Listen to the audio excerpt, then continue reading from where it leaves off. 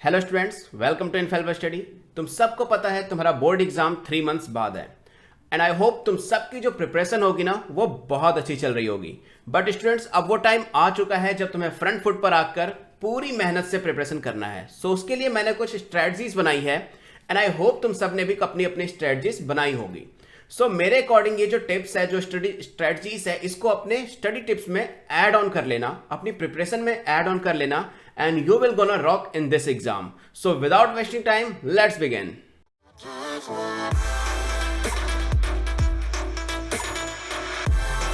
So सबसे पहले हम बात कर लेते हैं most important point, that is avoid more sleeping.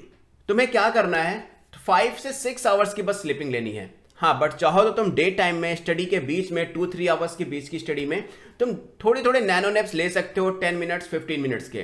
क्योंकि स्टूडेंट्स क्या है ना, अगर तुम अभी भी 7-8 आवर्स सो रहे हो, that means you are destroying your result. तुम अपने रिजल्ट को खराब कर रहे हो। क्योंकि क्या होगा, ये 3 मंथ्स बहुत ही क्रूशियल टाइम है, तुम्हें सिर्फ और सिर्फ स्टडी करनी है।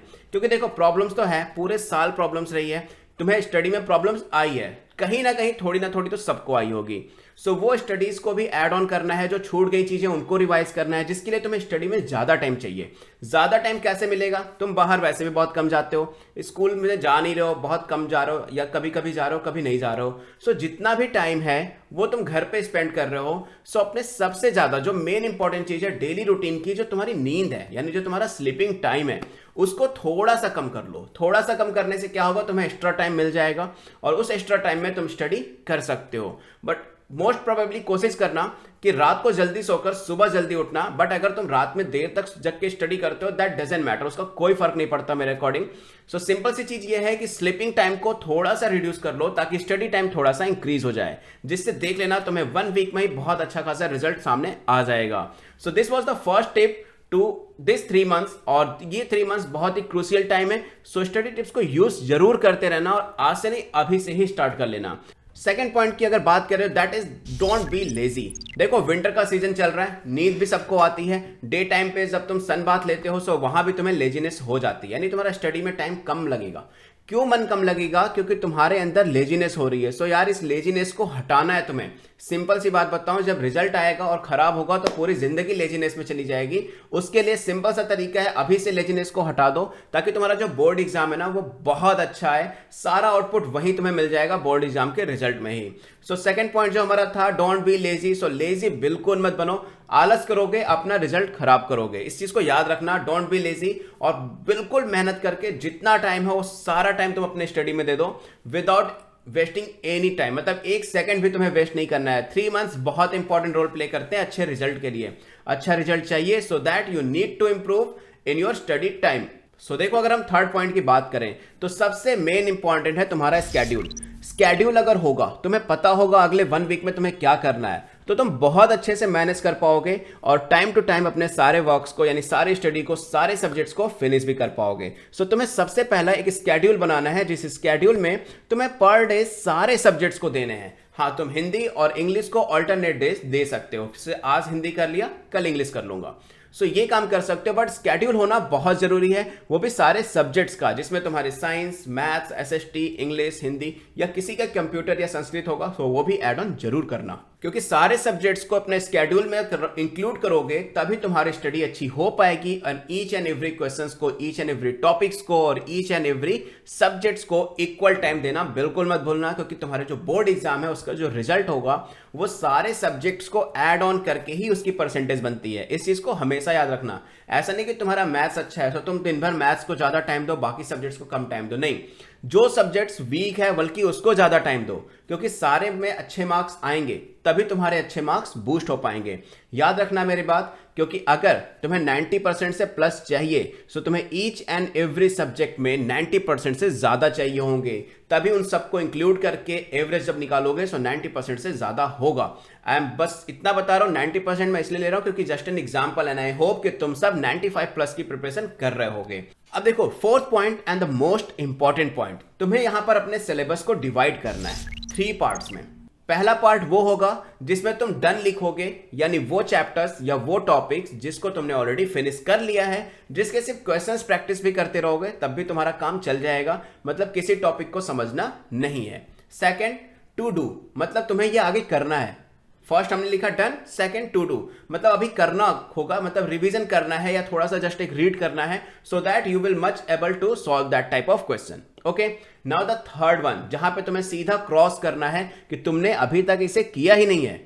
मतलब तीन तरह से टॉपिक को डिवाइड करना है। एक जो कंप्लीट है, तुम सिर्फ अब रेगुलर प्रैक्टिस के लिए क्वेश्चन सॉल्व करोगे। सेकंड, तुम्हें अभी टॉपिक समझना है, फिर क्वेश्चन प्रैक्टिस करोगे। And now the third one जिसको तुमने अभी तक छुआ तक नहीं है यानी टच भी नहीं किया है, वो टॉपिक को तुम पहले स्टार्ट करोगे, पहले प्रिपेयर करना स्टार्ट करोगे। मैं ऐसा इसलिए कह रहा हूं क्योंकि अभी 3 मंथ्स हैं। अगर तुम प्रॉपर स्ट्रेटजी से फॉलो करते हो स्ट्रेटजी को, so that you have more time to prepare for your board exam.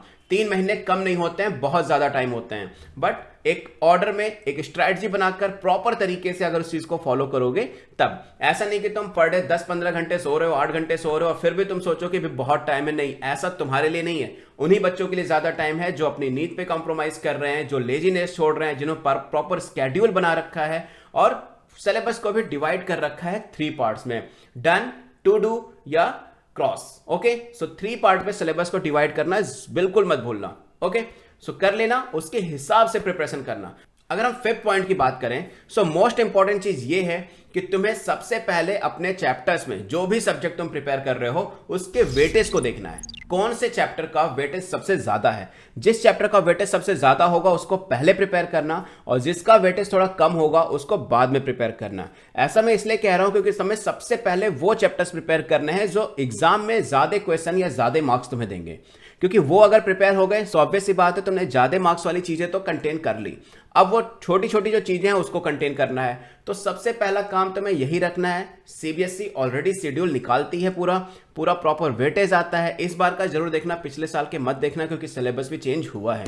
So schedule देख लेना, शेड्यूल कह रहा हूं सॉरी, तुम प्रॉपर वेटेज देख लेना, किस चैप्टर का कितना वेटेज है उसके अकॉर्डिंग प्रिपेयर करना। और ये सारे ही सब्जेक्ट में करना है, ऐसा नहीं कि सिर्फ मैथ, साइंस, एसएसटी कुछ सब्जेक्ट में ही करना, नहीं, सारे सब्जेक्ट में चैप्टर्स के वेटेज के अकॉर्डिंग ही काम करना है तुम्हें।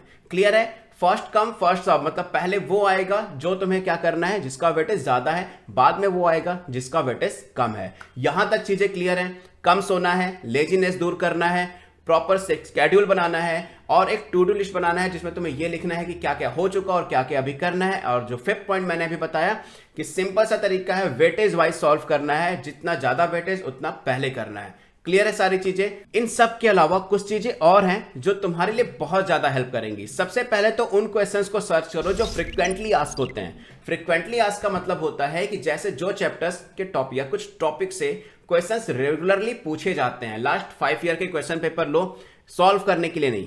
क्यों, मैं रीजन बताऊंगा अभी लास्ट में कि सॉल्व करने के लिए लास्ट ईयर के पेपर को क्यों नहीं लेना है, बट सिर्फ ये देख सकते हो कि कौन से क्वेश्चंस कई बार आ चुके हैं। इवन कुछ बुक्स भी मार्केट में अवेलेबल हैं और मैंने बुक्स से रिलेटेड एक सेशन ऑलरेडी बनाया है जिसका लिंक मैं डिस्क्रिप्शन में तुम्हें दे दूंगा कि क्लास 10th के लिए ईच एंड एवरी सब्जेक्ट में कौन सी बुक्स इंपॉर्टेंट है।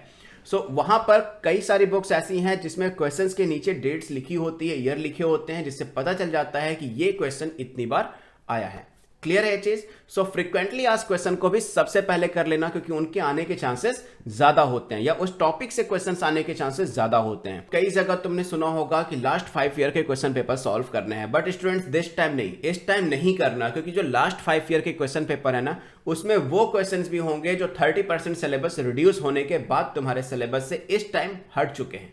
इस चीज को याद रखना। So last previous year paper solve करने से कहीं ज्यादा अच्छा है तुम सैंपल पेपर सॉल्व करो।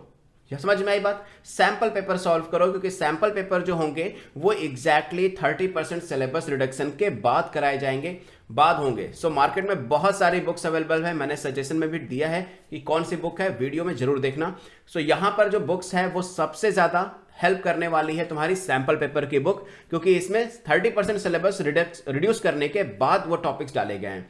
सो प्रीवियस ईयर पेपर को छोड़ देना और सैंपल पेपर पे ज्यादा ध्यान देना क्योंकि तुम्हारे 2021 के एग्जाम के सिलेबस के अकॉर्डिंग वो ज्यादा हेल्प करेगा। और यही रीजन है जिसकी वजह से मैं मना कर रहा था कि लास्ट 5 ईयर के क्वेश्चन पेपर को सॉल्व मत करना। सब बात समझ में आ गई? एंड द लास्ट छोटा सा टॉपिक है बट बहुत ज्यादा इंपॉर्टेंट है कि तुम्हारा जो 30% सिलेबस का जो रिडक्शन हुआ है ना, वो तुम्हें पता होना बहुत जरूरी है, क्योंकि तुम्हें ईच एंड एवरी टॉपिक्स पता होने चाहिए कि ये इस बार के सिलेबस में है और इस बार के सिलेबस में नहीं है।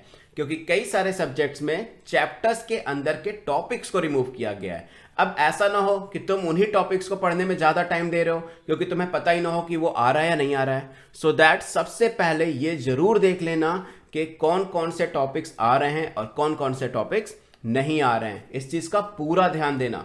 बात समझ में आ गई? बहुत सारी चीज़ें मैंने बताई। ये जितने भी टॉपिक्स मैंने बताए हैं, जितनी भी स्ट्रैटेजीज मैंने बताई है, इन स्ट्रैटेजीज को अपनी स्ट्रैटेजीज में ऐड ऑन कर लेना है। ऐसा नहीं मैं कह रहा हूं कि तुम्हारी स्ट्रैटेजी खराब है, मेरी स्ट्रैटेजी फॉलो करो। नहीं, तुम्हारी स्ट्रैटेजी जो है दैट इज बेस्ट स्ट्रैटेजी, क्योंकि वो तुमने अपने अकॉर्डिंग बनाया है। बट उसमें ये सारी चीजें ऐड ऑन कर सकते हो। ऐड ऑन कर लोगे सो और ज्यादा हेल्प मिलेगी, क्योंकि तुम्हारी और मेरी दोनों स्ट्रैटेजी कंबाइन हो चुकी है। सो तुम्हारी स्ट्रैटेजी के साथ साथ मेरी स्ट्रैटेजी को जब ऐड ऑन करोगे सो बहुत अच्छा रिजल्ट आने वाला है। सो स्टूडेंट्स, यहां पर ये सारी के सारे स्ट्रेटजी टिप्स फॉलो जरूर करना है। एटलीस्ट 1 वीक तक फॉलो करके देखो, तुम्हारे अंदर खुद चेंजेस आएंगे, तुम्हारे मार्क्स, तुम्हारे टेस्ट पेपर सब में चेंजेस आएंगे। If you are facing any problem related to study tips, do comment. I will definitely make video on that. So I am Surya Prakash, right now signing off. Keep watching Infallible Study because we are committed to excellence in education. Take care. Bye bye.